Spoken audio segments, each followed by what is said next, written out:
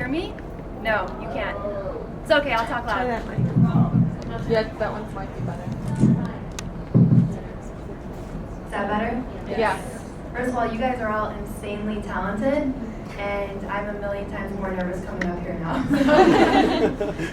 I am not a nursing student. I'm not a nurse, mostly because I'm not smart enough to be a nurse. God bless you guys. You guys are all amazing. But I do understand how meaningful a nurse's profession is, primarily because I've seen it through the care of my grandmother and the amazing care they provided over the last 10 years for her. So I just want to tell you guys a little bit about that story through some poetry. Is that okay? Yeah. God is great. My future is written, my past was fate, but lately I feel like he gave me a book. My eyes glimpse at tomorrow, my heart hurts when I look. I usually write about headlines, but real life got in the way. And while nights are still dark, there's even more darkness in day. See, I have a daughter, but I've never given birth. She's 4 times my senior, 86 years on this earth. Her name is Soraya, mine is too. But when I tell her our name, she says, Soraya who? She can't help herself. Her dementia's the worst. She often can't remember which Soraya came first. She used to do laundry and have dinner ready by noon. Now she can't dress herself. She can't even hold her own spoon. And it's always a hard thing to do to find the right words to say when I have to break the news that she's an orphan each day. And I love her to death, but knowing her hurts because I'm seeing the person she's become from the person she was. Her motor skills are lost, but that's the last thing on my mind, because I'm too busy searching for the memories she can't find. I'm not her granddaughter, I'm the neighbor, I'm the maid, I'm the nanny, I'm the nurse, I'm a worker getting paid. No, Tata, I'm your daughter's girl. You helped me braid my hair. You cooked me dinner every night, you kept me on my prayers. Told me all about the years that you spent living in Kuwait, and how you missed Danielle after you left in 48.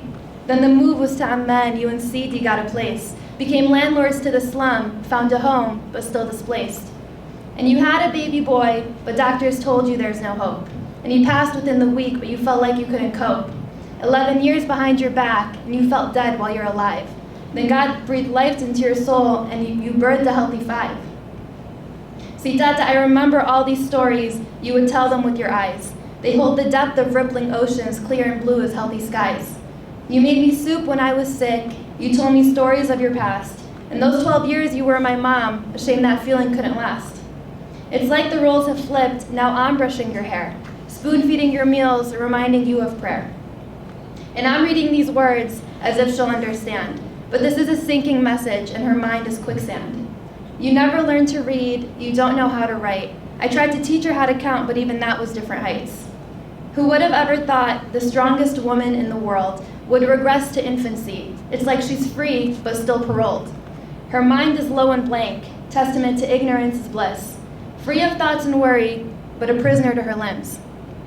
A stroke at 53 disabled her entire left side. Another stroke at 81 left her blind and terrified. Her dementia then got worse, a situation I can't bear, because the hardest thing in the world is to love someone who doesn't care. Then a heart attack at 84, and doctors said it's time to die. But we're a people that fears God, so we threw our hands up to the sky. Lord, this journey isn't subtle, but it's a new part of your test. So please put us through the trouble just to show us that we're blessed.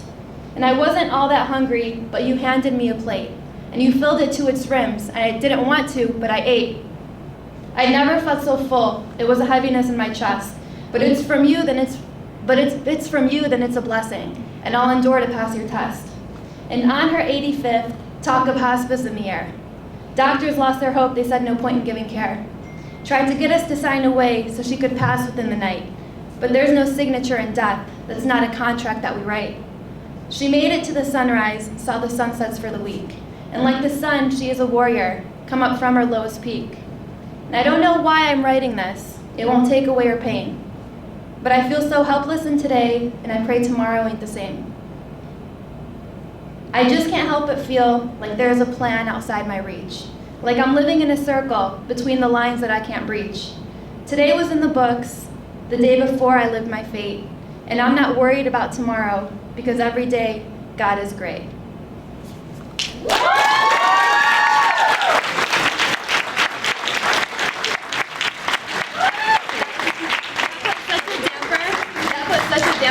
on, get the glow sticks back out here. That was awesome. Grandma's doing awesome, by the way.